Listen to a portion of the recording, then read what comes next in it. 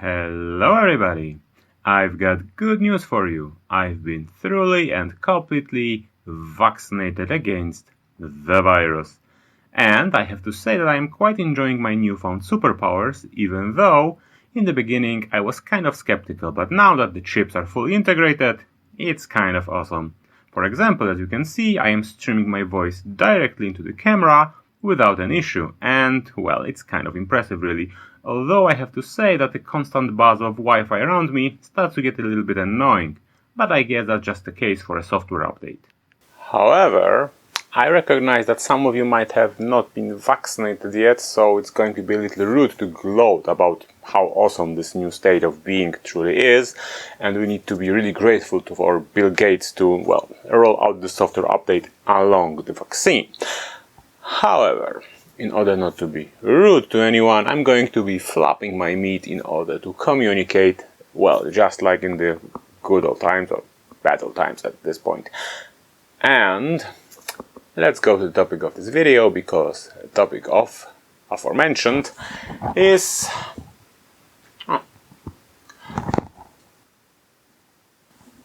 the red pill. And the red pill in this particular case comes in a form of these Chinese brake pads, which are absolutely horrendous. Because, you see, this is the case for a situation where the red pill turned out to be the blue pill, because the blue pill is actually the copper pill. And the copper pill comes in a form of EBC brake pads. These are EBC Gold, and I've been using them for quite some time. And before anyone asks, no, this video is not sponsored, although I think it should be, considering that I'm going to be phoning about the product I'm about to install on my road bike. Anyhow, what this story is all about is that instead of buying these, which are kind of expensive really, these are EBC Gold CFA brake pads, I bought Chinese pads which are supposedly tinted metallic. I bought 3 sets of those, and it cost me precisely the amount that I would pay for a single pair of EBCs, and they are absolutely horrendous. They are so horrendous that with a 180mm rotor on a completely slick tire, they fail to lock the wheel, which is, well, not really good. It's actually pretty abysmal. This shouldn't happen. And I have to say that I have, well, experienced at least one situation where one fine old lady was terrified beyond belief because I've been hurling at her with a speed of approximately 60 kilometers per hour, was barely able to stop. I stopped like 10 inches from her, which I guess wasn't really pleasant for her. And, you know, you can kind of understand that if 100 kilograms of meat is hurling against or at you, it might be a little bit upsetting. Anyhow, this got me thinking that I am an aficionado of I like big brakes, I cannot lie. And however, I am also a cheapskate, as you might have already gathered from this channel, so I bought these, and this got me thinking when I was buying the EBCs. It would be an interesting topic to discuss how to get a proper brake on a budget, or how to improve your existing brakes without spending too much money or no money at all. So let's start with the subject. 2 things before we continue, however. First of all, I'm going to be concentrating on disc brakes because that's what I'm running, and I've been doing so since 2006.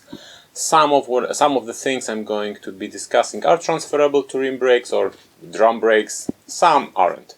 And 2, obviously I'm going to omit something like keep your brakes in a correct working order, replace cables if they are worn, replace housings if they are worn, bleed the brakes if they require so, because obviously that's, well, kinda obvious, so I'm not going to be spending too much time about it. Actually, I'm done spending time about that subject.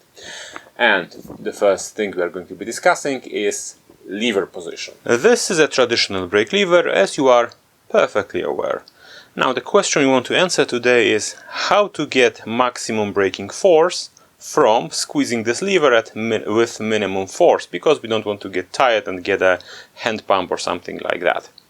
The answer for this question is fairly simple. You want to position the lever in a manner that you're going to be pulling with one finger by the tip of the lever, and in a perfect situation the brake is going to activate when the finger that is pulling the lever is perpendicular to the pivot of the lever. Now this isn't always possible because levers don't come in 200 sizes while people's hand actually do.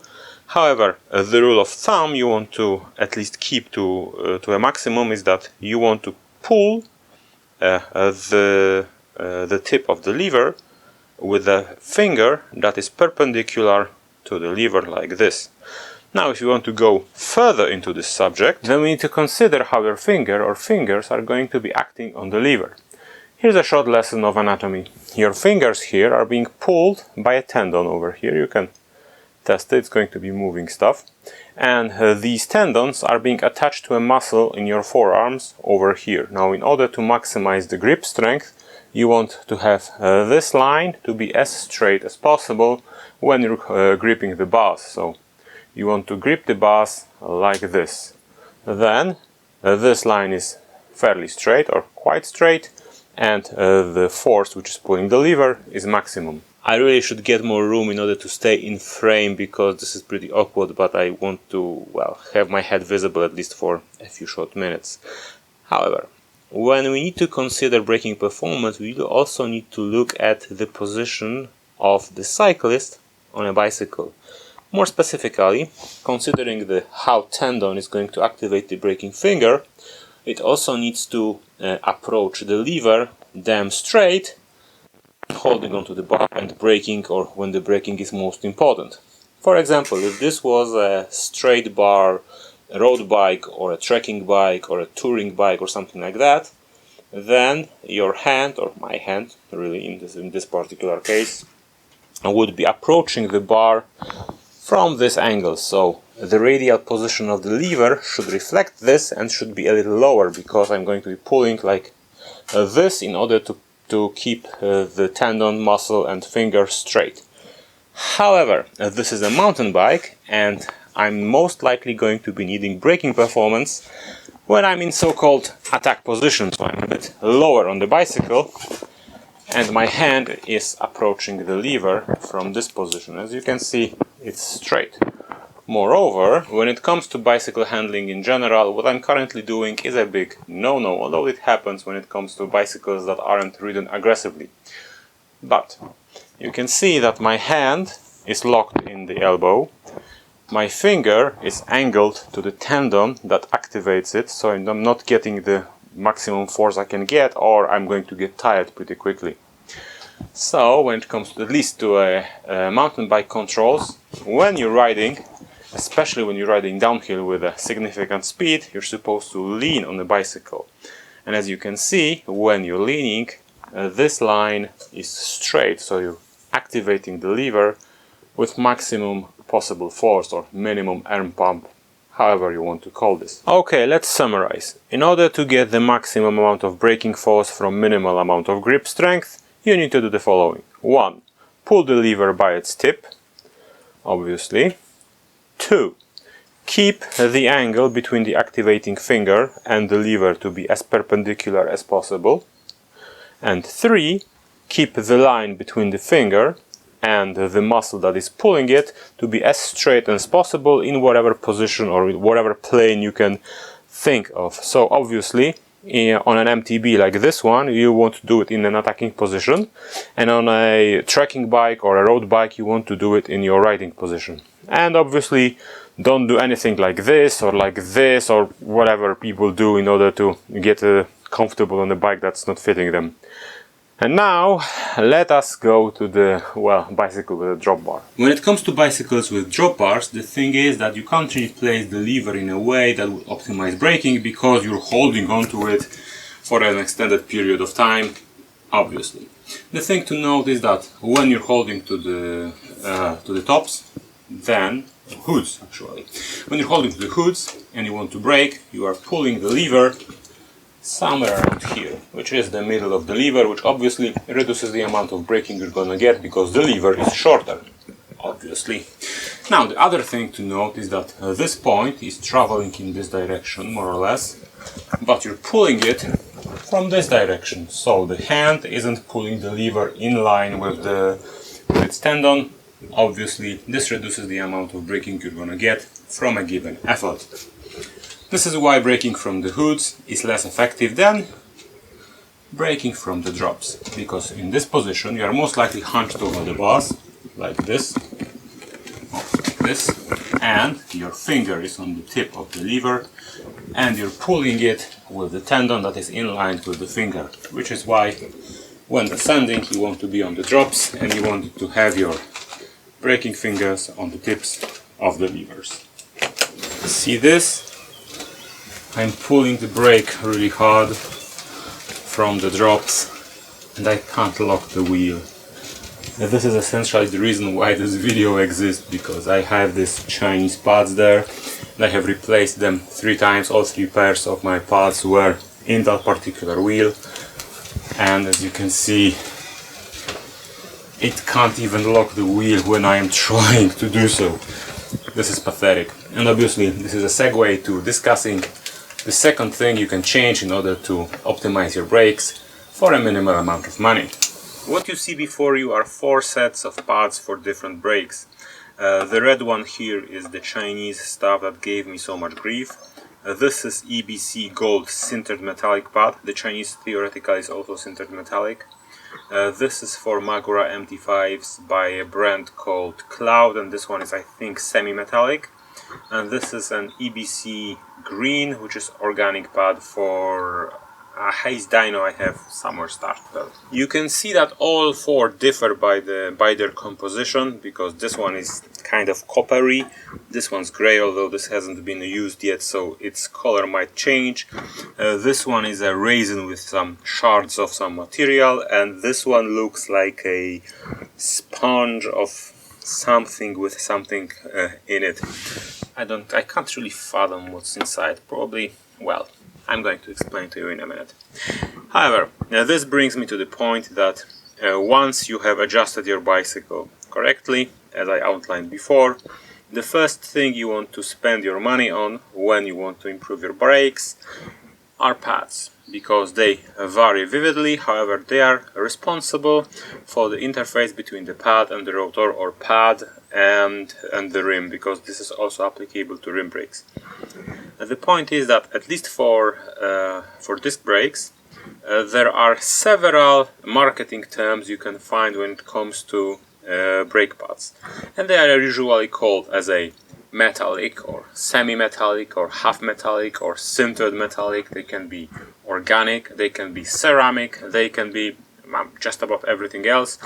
And the problem is that all of these terms are meaningless because they are not standardized. They are just like organic or natural food. They theoretically convey some sort of message, but you don't really know what it is. What I'm getting at: typical pad material is a composition that's made out of several things. First of all, there's a resin, which keeps everything else together. And this is the resin. You can see that this is this blackish color when it comes to the material of each pad. It obviously can be different for different manufacturers of the pad, and obviously different resins create a different coefficient of friction between the pad and the rotor. The second thing is that there are powdered metals infused in this resin. The materials or the metals usually used are copper, zinc or tin. Sometimes there are granules of ceramic material, and theoretically speaking you can add anything to it. The mixture of powdered metals in whatever composition the manufacturer thinks is appropriate is then baked into the resin, and that is put on the pad, and this is what you see before you. However, since every manufacturer is doing its own thing, the composition of pads for every manufacturer is different. The marketing term of sintered metallic or semi-metallic or metallic or whatever is really meaningless, because what's metallic for one manufacturer is just half metallic or organic for another one. So the uncomfortable truth about all of this is that once you get your favorite manufacturer of brake pads, you probably, obviously the favorite kind or SKU of brake pads, you probably want to use them on all bicycles you use, because at least reputable brands like this one, the EBC Gold, reputable brands are repeatable, and Chinese, for example, I don't know what's inside. I don't know how can they possibly screw up so hard, because this doesn't work. And it's not an issue with my rotor, because I have replaced pads 3 times. I have cleaned the rotor, and I'm getting the same result each time. So there's something of the past. Anyhow, once you get your favorite kind and brand, you probably should keep using them, because they're going to be repeatable. However, there is an outline of what an organic, semi-organic, metallic actually means, and it is a heuristic. It's not certain that it's going to be something like that. However, it can be said with a certain amount of certainty that the higher the metallic content of the pad, so the more metallic it becomes, the more bite or the more initial bite it's going to get on the rotor. The more metallic it's going to get, the more likely is it to squeal in wet conditions. The more metallic it gets, the better it is at transmitting heat away from the junction between the pad and the rotor. Obviously, more metal, better thermal conductivity.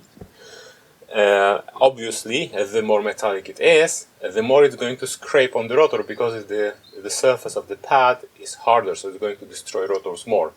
This is the reason why certain soft metal rotors from Shimano are branded as a resin pad only. They are soft because that's a property meant to achieve other things. I'm going to explain that in a minute. When it comes to the selection of pads, your first objection is to get pads which have the highest possible metallic content, but not too high, or they have the proper metallic content, and they have they come from a reputable brand, not like this one, because you can see there's a lot of some coppery stuff here, but it doesn't work. I'm jaded as hell, as you can imagine. And if that doesn't work for whatever reason, for example, you get a brake squealing, which can happen on a rear on some bicycles, then you might want to replace them with a more organic or more resin-based pads.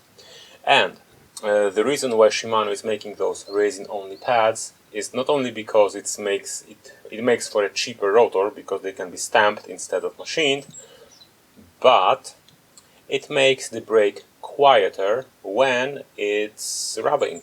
And those brakes are usually meant for trekking bikes or city bikes, for people who are not going to put too much maintenance on them, so they are more well behaved in that kind of environment. And you can use metallic pads on those rotors. They are just going to eat those rotors pretty quickly, and the bite is going to be even more pronounced. Anyhow, once we have pads out of the way, and I'm going to put them on my bike, and I'm going to be extremely happy that I finally have something that actually works. Let's go to another part of the puzzle, which are obviously the rotors. Tektro, A to Z, Haze, Hope, and an unbranded Chinese knockoff copy of an Avid G2 8-inch rotor. What do all of these have in common? Obviously, they are all bicycle rotors or bicycle brake rotors. Obviously, they are all 6-bolt interface. However, what's not so obvious is that they are all made from essentially the same material, which is going to be an AISI 420 Martensik stainless steel, also known as X30 CR13 or FEMI 35 CR20 CU4 MO2 or 1.4028 or locally as 3H13, I think. There are quite a few markings on those steels, and their composition is going to differ from manufacturer to manufacturer, but essentially they are the same product. It's going to behave the same, and brings us to the very important notion. Since all rotors from the $5 knockoff from China to a €50 boutique branded rotor, they all behave the same with the exception of their size.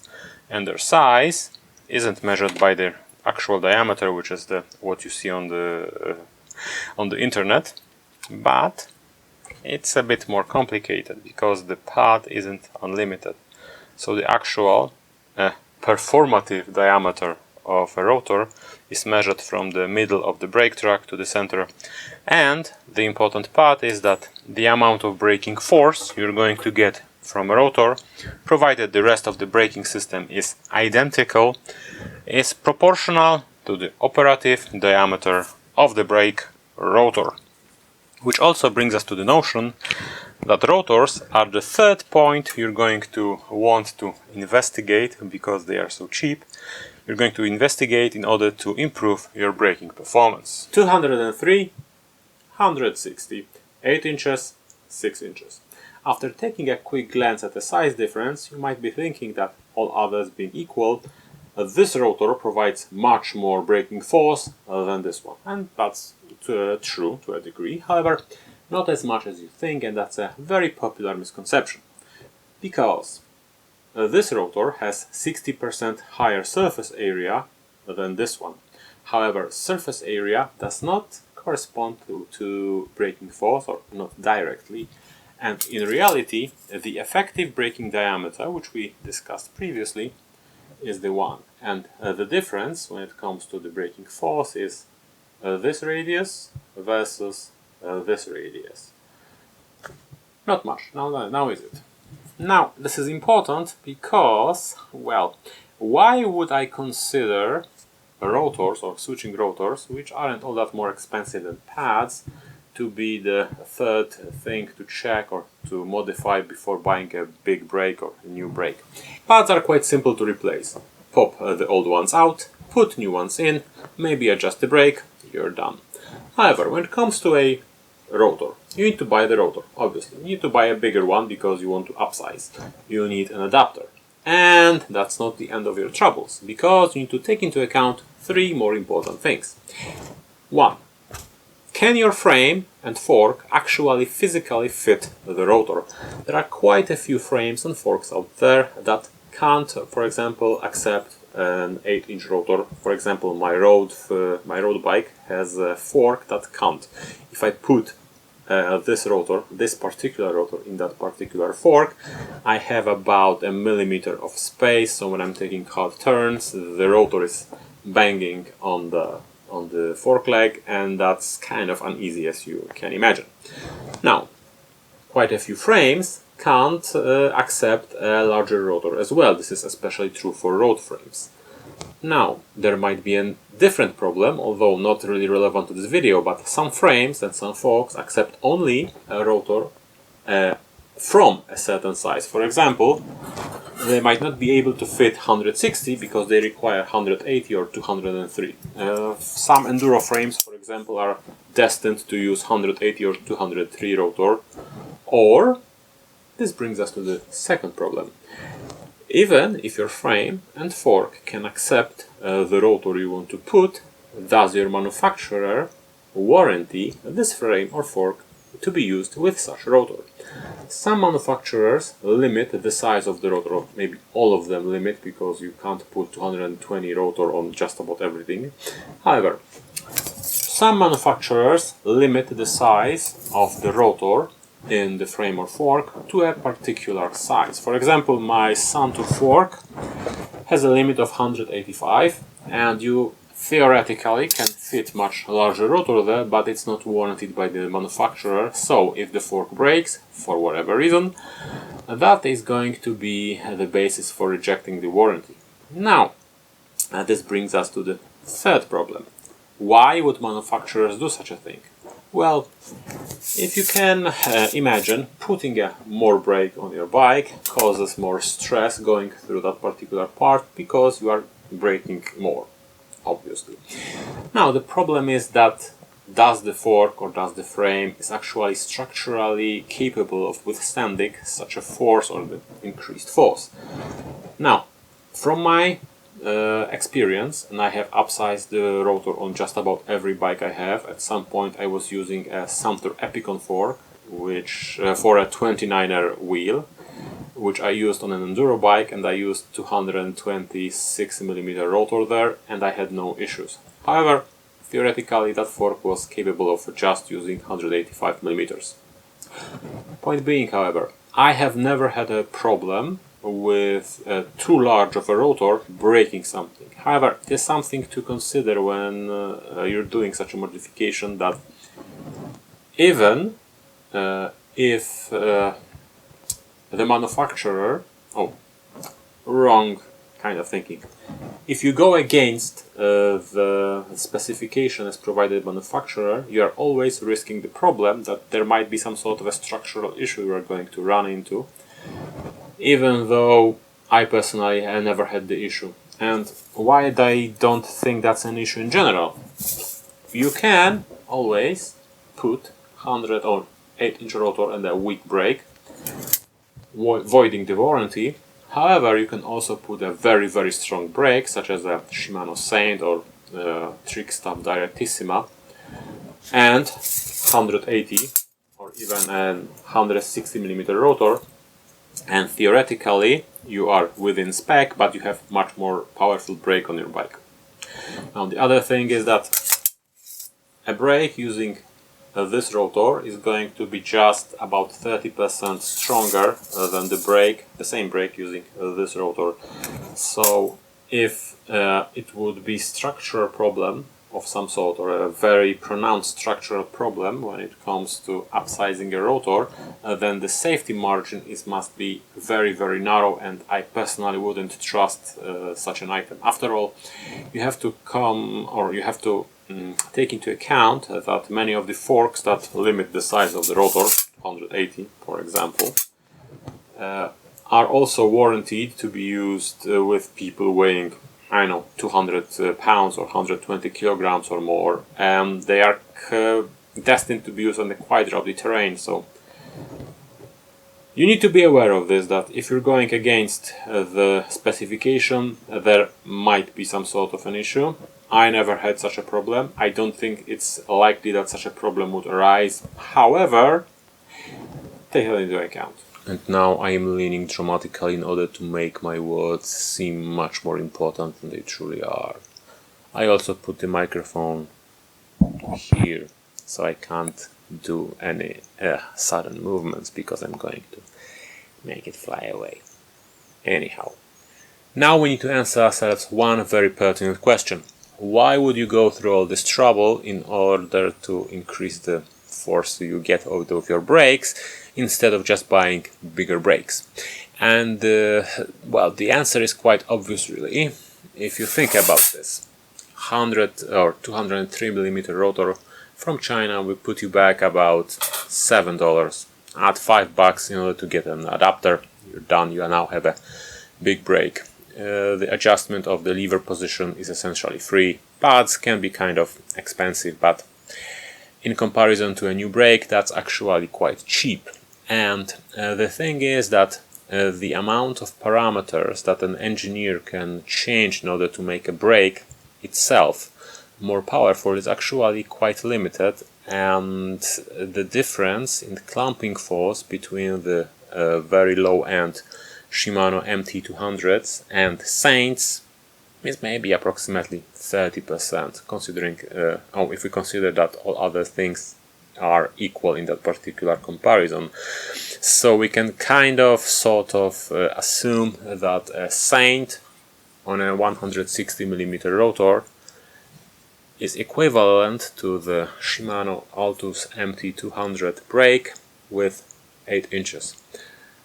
That isn't really much difference. Or it is a significant difference, obviously, but it's not as significant as you might think, and it's easy to, well, experience a little bit of a letdown if you're buying a big brake and you're expecting very powerful, very strong brake. And my wireless microphone decided that you had just enough of my yammering for today, so this is the clear sign from heaven that I should finish the video. Thusly, If you like the content, consider subscribing to the channel, like the video if you haven't already. If you don't like the video, then why are you here? It's just 30 minutes of some guy talking about stuff.